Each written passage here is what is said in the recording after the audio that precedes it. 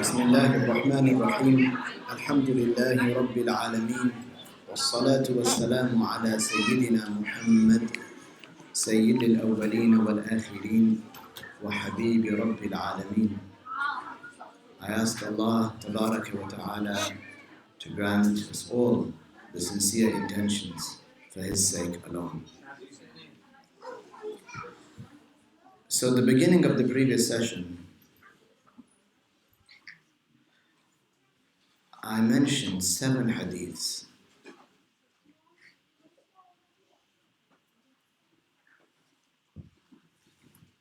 MashaAllah, 7 hadiths. Who can remind me about one of those hadiths?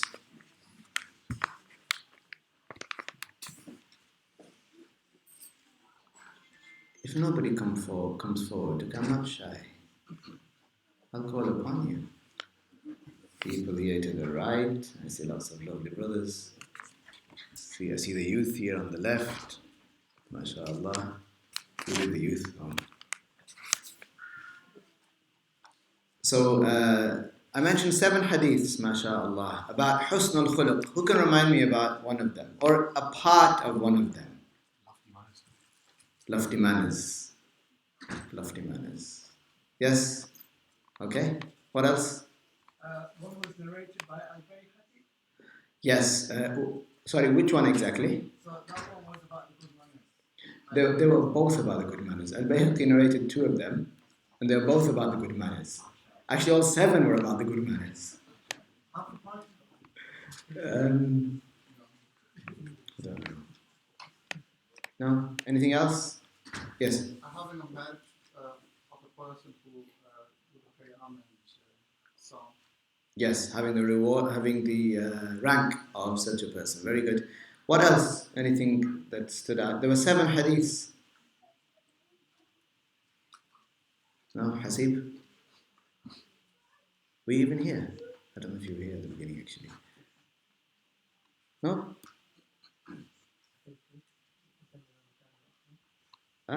بعثت لأتمم مكارم الأخلاق قال عليه الصلاة والسلام.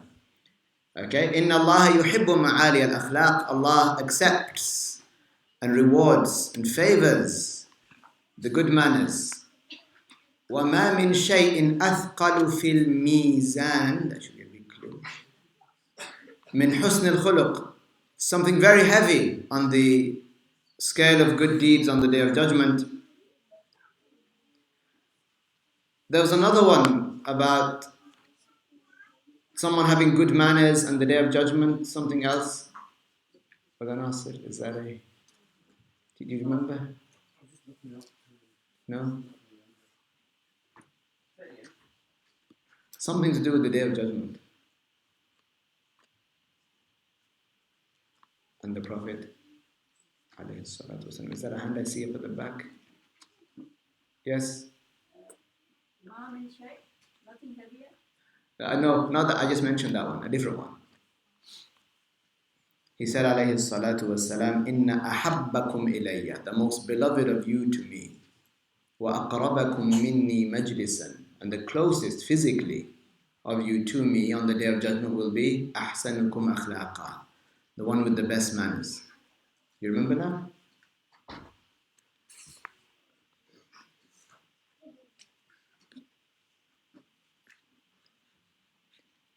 The Prophet ﷺ also said in a narration of one of those hadiths that a person who fasts or a person who has good manners will attain darajat as-sahiri bil-layl, the rank of the one who stays up in the night obeying Allah, al-dhami'i bil-hawajir, and the rank of the one who remains thirsty throughout the day, the hot days because he's fasting.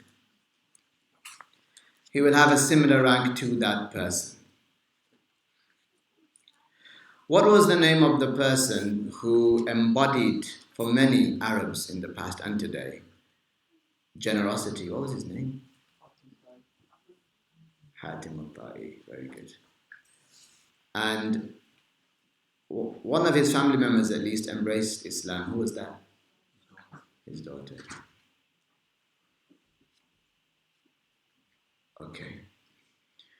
So, حسن الخلق or الأخلاق الحسنة, these manners, these honorable manners, if a person attains them, learns them, implements them, then they will achieve, they will acquire honor in their life. And then they can hope through that to attain safety in the hereafter. Some people are born with these manners. Allah has eternally willed that some people will naturally have these manners. You'll see them behaving in a certain way, and that way that they're behaving in, you might know better that, oh, this is mentioned in a hadith. And that also that they did is mentioned in a hadith. And they're displaying the mannerisms that the Prophet described in a hadith. Alayhi salatu wassalam. Some people, and they might not have learned that hadith. But Allah creates this within some people. Some manners. And in some people, many manners. Even in the kuffar, even in the non-Muslims. We're going to mention some of these manners later. But these can even be present in the non-Muslims. Yeah, they might have this, but they are deficient in other areas. And then there might be a Muslim who has the correct belief, but he doesn't have these manners. So, for many people, and like that is the matter of sabr, patience.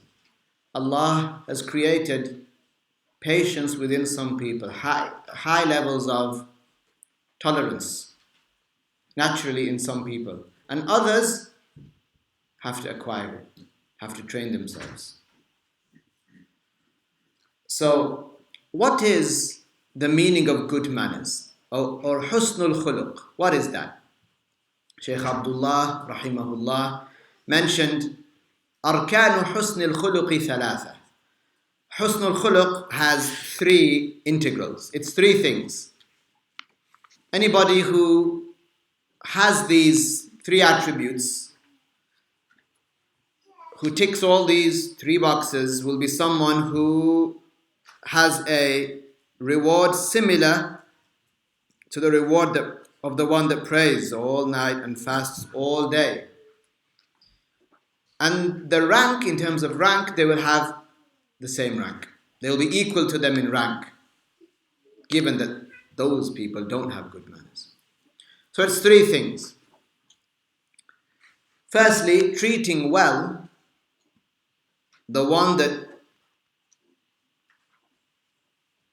or treating well the one that treats you well, and treating well the one that does not treat you well. This is the first integral, and we'll speak more about it later. The second is not harming people.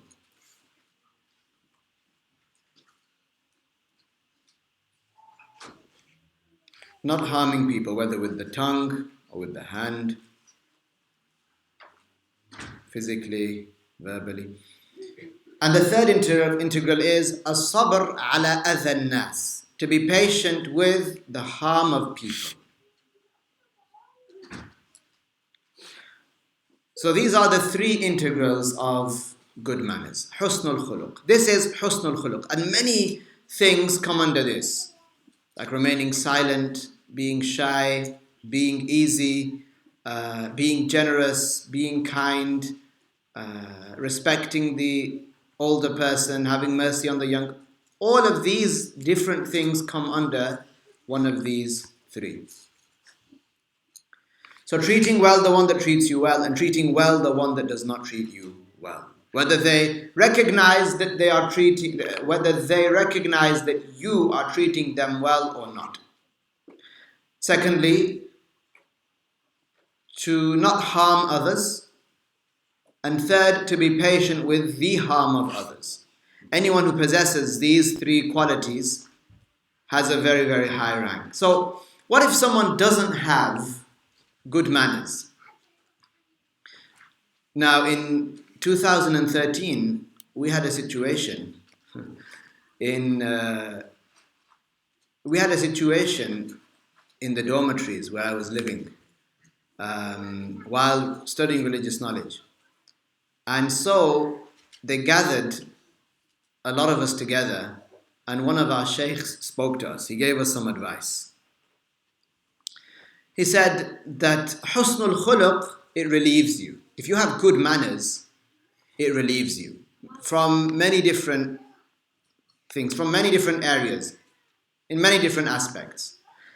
He said if you don't have good manners, then you're going to become very worried, very anxious. That's the word he used. Well, he said it in Arabic. He said that you will be very anxious. If you don't have good manners, you'll be very anxious. So all of us raised an eyebrow. What does he mean? How can that be? If you don't have good manners, this means you'll be anxious. How does that work? So he said, if one of us does not realize or recognize that they're not implementing good manners, what will happen is this will be a reason for them to waste a lot of time. You'll understand very soon. Even when I was reading it, I thought, wait a minute, where's the point? When are we going to get to it? Okay. So he said that if you don't have good manners, this is going to make you waste a lot of your time. Time you don't have to give. He gave an example of one of the brothers, one of the sheikhs now, who was sitting with us. He said, if I harmed person X, his name was Mahmoud. He said, if I harm Mahmoud, and if Mahmoud didn't have good manners, what's going to happen? He's going to start thinking. How am I going to respond to this harm? What is it that I should say? How should I say it? Should I match his tone or should I be louder? Should I say it quickly or slowly? Or I didn't say anything. Should I have said something? Why didn't I say something? Let me go and ask somebody what I should or shouldn't have said, in what tone and at what speed I should have said it. He will think about all of these things. Even in the night, he will think about these things. Before he goes to sleep, when he wakes up, he'll wake up heavy-chested. When he sleeps, before he sleeps, he'll have this sinking feeling. Every time that person is mentioned, he'll skip a beat because he thinks negatively towards that person. He's thinking, how should I respond to them now? Should I text them? Should I email them? No, that's too official. I want to make it seem like I don't care. All of these things a person will think about. So it makes him anxious. It makes him worried. He said this will waste a lot of time. Such that he said, if I, maybe a year or two later, ask Mahmoud, have I ever harmed you? Just like, because you might have spent some time together and you had a good time, it was good, you bonded, and then you asked him, Mahmoud, have I ever harmed you? Mahmoud would say, yes, straight away.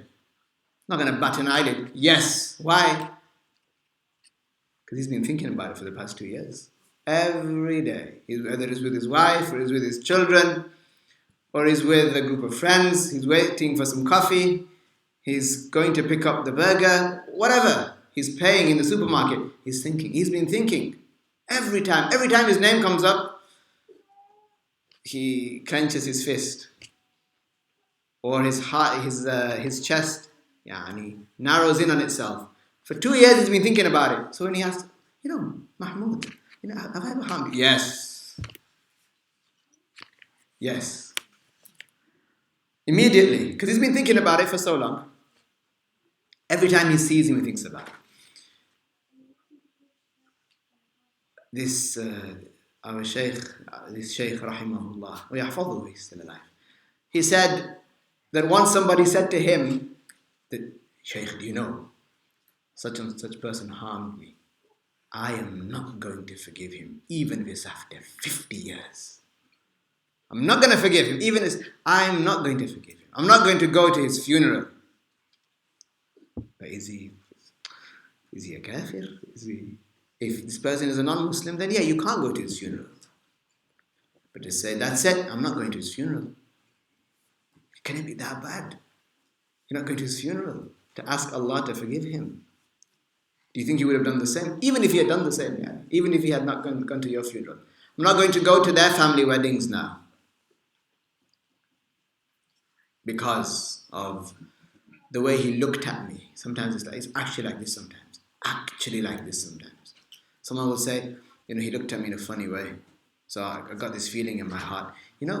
Your feeling or my feeling. The feeling in the heart, it is not directly connected to what is true. It doesn't mean because you got a feeling in your heart that's it. Like say, follow your heart. Yeah, they say follow your heart. No, it's not always like that. You might get a feeling in your heart and the situation is completely different to what you think. I sometimes mention this. I was walking past, I was in the center. I was walking past one of our brothers who has a lot that he does, a lot. And I walked past him, and when he looked at me, I made a face. I went like that, and I looked away. So I made a face, I went, and I looked away. And then I went to him and I said to him, because something clicked for me. I went to him and I said to him, do you know something? You might have just seen me make a face. He said, no, I was thinking about something else. I said, okay. I said, but I made that face. I didn't even realize I was looking at you. There was something going on in my mind. There's something I was thinking of, which I'm sure you can relate to. There's something going on. And then it just happens to be this poor person who is in front of you at that time. And, they get... So I said, I was thinking about something, which you might never be able to guess what I was thinking about. And it really disturbed me. And just at that time, you happened to be looking at me. And he said, no, I don't. He said, I was thinking about something else myself. I didn't even realize, because he made eye contact with me, so I didn't realize I made eye contact with you. So I was like, fine, didn't feel that important. But subhanAllah, sometimes it's like that. So he said that this person has kept something in his heart. This person who he called Mahmoud has kept something in his heart over all of that time.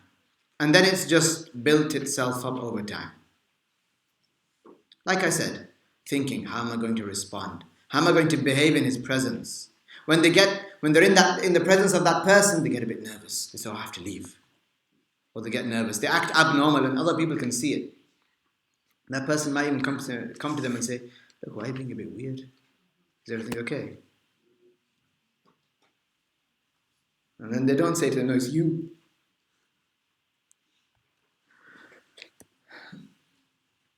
He said, I'll give you another example. Then he mentioned someone's name. I'm not going to mention this person's name. He said, now the situation was that there are about 100 of us or 150 of us. And we had to go to a specific place to get bread because we need to eat. So when we would go to get bread, 7 or 8 of us would go to request the bread because it wasn't out in the open, we had to request it. So when we had to go to request bread, sometimes we would be met with not bullets or fire, or we would be met in a with very harsh words. Just that's how the situation was. So he said, imagine this person who distributes the bread. Imagine he wasn't very kind to you when he was distributing the bread. And he, in front of your friends, shouted at you. And you're a grown man. You don't expect usually to be shouted at. He said, what are you going to do? Are you going to keep something in your heart because this person shouted at you or flung the bread at you or threw it on the floor? He didn't do that, but let's say someone did. Threw it on the floor for you to pick up. Would you have good manners and say, I'm not going to let it affect me? I'm not going to get waswas over this. I've got better things to do with my time. Or would you say, how dare he? This is me. On the floor, who am I? Someone might say, am I a dog for him to be throwing it on the floor for me? And then you can see where it goes from there. He said, if you had good manners, you wouldn't be affected by it. But if you didn't have good manners, then it's going to take you on a ride, a roller coaster ride that may last for 40 years. For 40 years. He said in the first situation with Mahmoud, if this person, if you'd gone to him and said to him, I apologize, then usually, what will people feel? Because it's happened in the moment, it's raw, they'll say, yeah, okay, fine. And they'll get over it, that's it, they'll forget about it. The wife might ask, what did you do today? I don't remember. It's not there. But as for if the wife asks 10 years later to a person who did have good manners, the wife won't ask. This person will just play like a recorder on repeat and she'll be like, oh, here we go again. The kids know the story. The wife knows the story. The in-laws know the story. Everyone knows it. Who doesn't know the story? It's not in the newspaper. That's the only thing left, really. So this person, if they had had good manners, then they would not have behaved in this way. They would have forgotten about it. He said, once a person, he came to Sheikh Abdullah, and he said that I work in a company, and the manager there, he refuses to say my name except that he swears. This was in Arabic, so I don't know what the swear word was, but imagine someone uses whenever they call you, they say a swear word before your name. He said, this is how it was.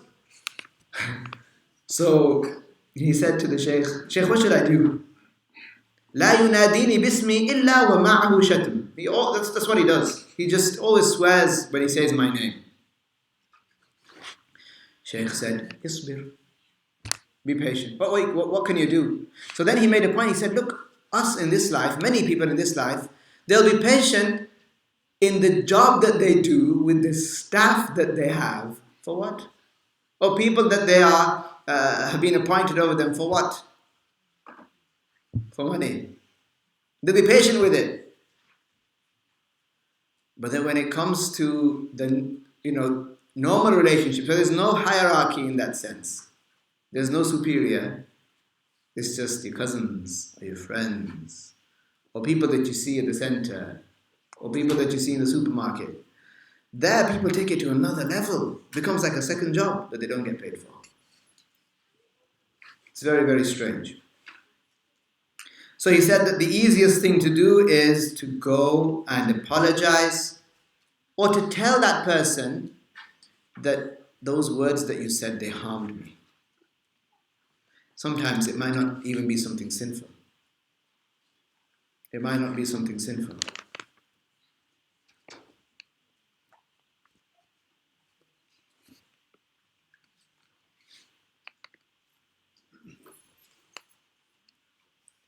Sometimes people might be hurt by something that you did that wasn't even sinful. And then, if they just want to get it off their chest, right? If they've been taught that you should go and tell someone, you should go and tell that person, there's not really much you can do because you weren't sinful. So what should you do? Have good manners. Allow them to tell you. They might say, do you know that time when you shook my hand and you didn't really pay much attention to me, you didn't shake it as hard as I did. Then it really hurt me. I was thinking about it all night. Say subhanallah. What can you do? Have good manners. Say subhanallah. MashaAllah. They've got it off their chest. At least you know now that when you shake their hand, you work extra hard. You squeeze it extra hard. That's it. But you allow people to do that. Don't say, but I wasn't even sinful. But I wasn't even sinful. Why are you telling me that? Why? So what? You're considered, if you want to be considered being easy, then this is among the habits or among the manners of the deeds of the people of paradise. If they want to tell you that you harmed them, just for that on its own, because some people can be manipulative, that's something else. They want to tell you, look, you harmed me, I wanted to tell you to get it off my chest and I can move on now. Fine. Barakallahu feek. I'll try to be more vigilant next time.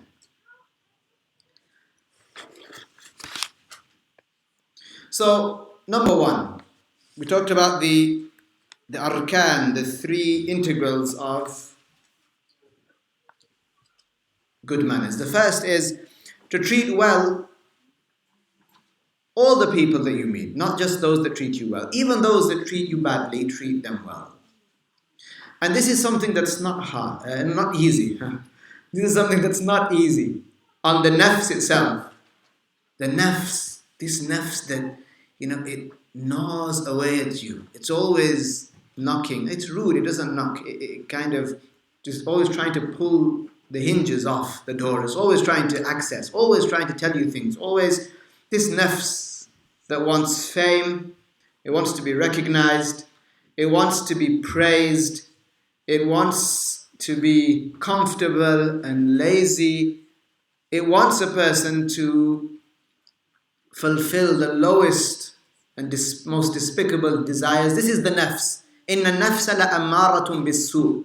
It whispers, the soul, the nafs, it whispers evil things to one. So it's not easy on the nafs to treat someone who did not treat you well.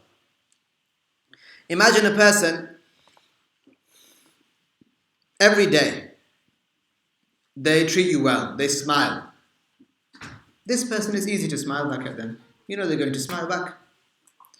As for if there's a person who always frowns at you and they don't treat you well, it's much harder for you to treat them well. What's easy to do? I say, they're not bothered, I'm not bothered. Doesn't bother me. Doesn't bother me at all. Whatever. They can be wherever. They can be however they want. You have to go the extra mile to say, you know what? I'm going to be nice to them. And whether they like it or not, I'm going to be nice to them. It's not easy on the nafs. That's why the nafs needs to be trained. One of the scholars of the Salaf as well, he said, it took me 40 years. 40 years to get my nafs, to tame my nafs. To get my nafs to incline towards the way that I want it to be inclined. Like to get it to shut up. To get my nafs to stop whispering this, do this, do that. Oh yeah, they're talking about you. Oh yeah, they're saying good things about you. Go listen. Oh, bring this thing up where you did this thing so that they can praise you. It's really good for you to be recognized. This is the nafs. He said it took me 40 years to do that, to train my nafs. Every time it wants to rise up, to close it down. Every time it wants me to act in a way to show off, to close it down, to go the opposite direction. Some of the scholars, they described it as tahnul izam, like crushing the bones. Like crushing one's bones, that's what it is, figuratively speaking.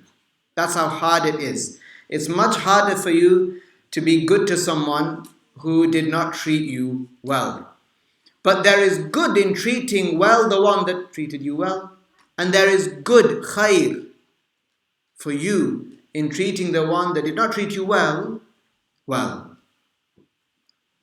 That's why, because it's so hard, that's why a person has such a high rank. This person would have such a high rank. An example of that is Zainul Abidin, radiyallahu anhu. Ibn al-Husayn, the son of al-Husayn, the child that survived in Karbala where Sayyidina al-Husayn was killed and decapitated, radiyallahu anhu. He survived. He was not well, but he was there in Karbala in Iraq. A great grandson of the Prophet alayhi salatu wasalam, and he was very pious. He used to pray 1,000, and this is not exaggerating, 1,000 optional rak'ahs every single day. And so he became known as as-sajjad, literally the prostrator, the one who does sujood, the prostrator. They used to call him al-imam as-sajjad, the imam, the prostrator, it was his title. So when he would walk around the streets, when he would go to the masjid, go to the market, he had this authority about him. Even though he was extremely humble, he had an authority about him. What they call a haiba, an authority an awe, a presence about him. The presence of a king about him. Once the Khalifa went to the Kaaba and he wanted to kiss the black stone. And the people were performing a tawaf around the Kaaba.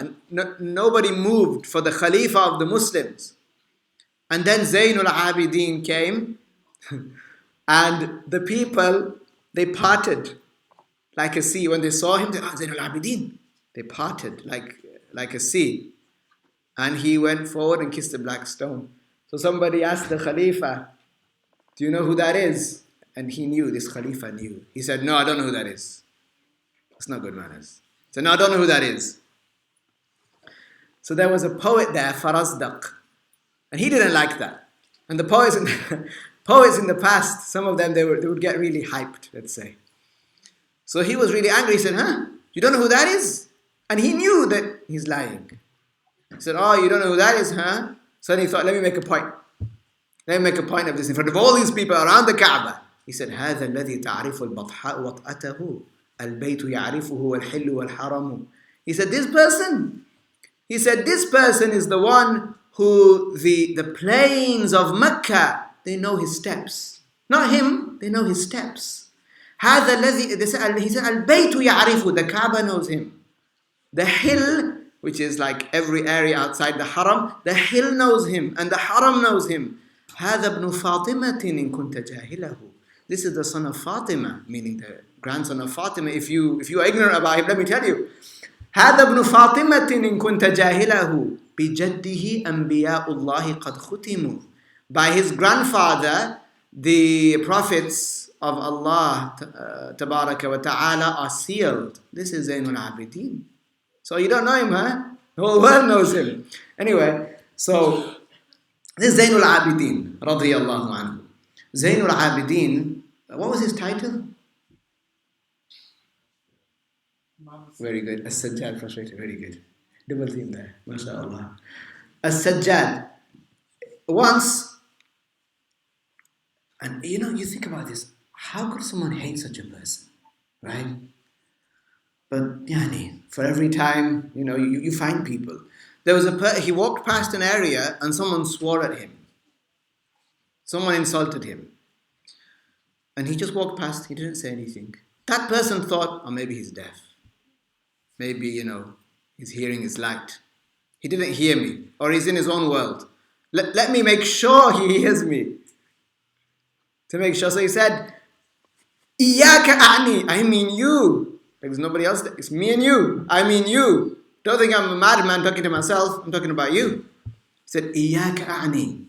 So he said, and he gave a response which you could consider, this response, in Arabic, they might say, Hiya ijabatul akabir. It's a response that the great awliya would give. Ijabatul akabir. He said, Wa anka ughdi. Wa anka ughdi. He said, it's you that I am intending by my insult. He said, and it is you that I forgive. And then on top of that, he went and he got some gold. Not a cabbage. He didn't buy a box of mangoes. Zainul Abidin got some gold, people, and he gifted him some gold. Oof. Think about a person's nafs, how much a person would have to break in terms of their nafs to give them some gold. Me or you, may Allah protect us. May Allah protect us. If someone said, subhanAllah, we should try. Someone said to someone, let's say not you and I, if they said to them, they swore at them, if they called them a cabbage, even a cabbage. Oh, you cabbage. For whatever reason, this person didn't hear. Benefit of the doubt. Someone said, I mean you. You mean me, huh? Like they say in Punjabi, ik mint khalija. Just wait 1 minute. Let me just pop inside and bring out a bat or something. You can imagine, la hawla wa la quwwata illa billah. He said, wa anka ughdi. Yeah, I know, I heard you. And it's you who I have pardoned. And then he went and he gifted him some gold. Imagine that man. He would have broken down. What am I getting this gold for? But just for the sake of Allah, I'm giving you some gold. Zayn al-Abidin, radiyallahu anhu. Once our Shaykh, وشيخنا من الأكابر, and our Shaykh was among the great awliya, we have no doubt. Our Shaykh, radiyallahu anhu, was once walking with one of his students. And this student, he was walking with the Shaykh in Beirut. And there was a war. There's been a war going on for a long time in Beirut, on and off. And on this particular occasion, there was a police officer or a soldier, an armed soldier, who saw the Shaykh and he said, don't access this area, don't go to this area. And he became very violent, very fierce suddenly, and he pushed the Shaykh. He pushed him, and the Shaykh fell on the floor. The Shaykh's student, and the other man had a gun. So the Shaykh's student was... So then what did the Shaykh do? Look what Shaykh Abdullah did. Imagine someone pushed you down, right? The least one of us might say is, what are you doing? What the heck are you doing? Can you imagine that? Like, what do you think this is? You could have told me nicely. What did Shaykh do? Shaykh lifted his hands and he made dua for that person. But not like one of us might, or not like a person who doesn't have religious knowledge might, like, oh Allah, punish him. No, not like that. That's not dua for, that's dua against. Or, oh Allah, give him good manners. No, not like that. He made a nice dua for him. A nice dua, not a sarcastic one. Later, many years later, the Shaykh visited Germany, where there were many students of Shaykh Abdullah. And they wanted to take Shaykh Abdullah, rahimahullah, from a place to another place. And so he got into the car and the driver took him. During the journey, the driver realized, oh, this is that man that I pushed all those years ago. He had become, look how the tables turn.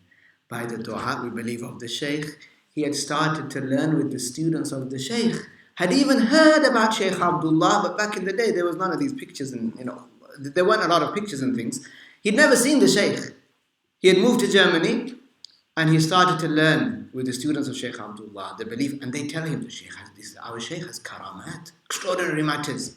And we see the Prophet alayhi salatu wasalam with him, and his students see the Prophet a lot, and so on and so on and so on, and he's amazing. And so he realized, oh, this is Shaykh Abdullah. This is Shaykh Abdullah that I pushed all those years ago.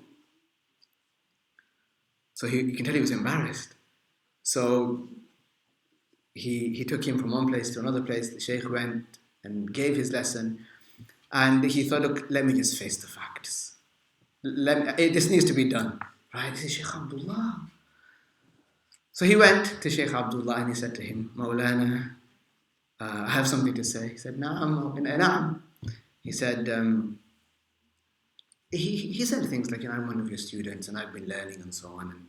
And then he stopped there. He said, make dua for me, Shaykh, make dua for him. So he was about to leave and he said, Shaykh, do you remember me? He said, Na'am. He said, yes. And that was it. He said, Na'am. And that's it. Shaykh Abdullah didn't say to him, yeah, I remember you. I remember you. Allahumma. No. It wasn't like that. Once a man, he was known to swear at Shaykh Abdullah. And then his heart, it became soft for Shaykh Abdullah. And he came into, I think it was a masjid where the Shaykh was teaching after the lesson. And the Shaykh saw him.